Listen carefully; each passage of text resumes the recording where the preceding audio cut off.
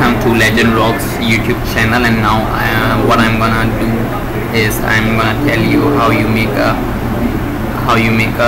ID on Tinder in 3 seconds. So what you have to do is to search Tinder on Google as I did, and you can see the Tinder website right in front of you. Now what I'm gonna do next is just hit this sign up button.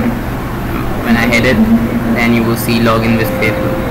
Make sure your Facebook is open in the next tab in your tab. And what I'm gonna do next, you can see my name Heather, which is my another YouTube channel, Heather Ali Khan. You can also subscribe it, Heather Ali Khan YouTube channel.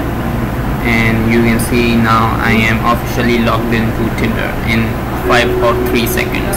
So they are now asking me to put my phone number, which I'm not gonna put because you will all see the number. So this is how it takes, and when I put my number, they will give me a text message and with a code. So when I put the code, I will be officially logged into my Tinder account. So this is how things done. Hope you enjoyed this video. If you have any question regarding this video or any other topic, if you have any questions, or if you want me to discuss about, if you want me to make videos about topics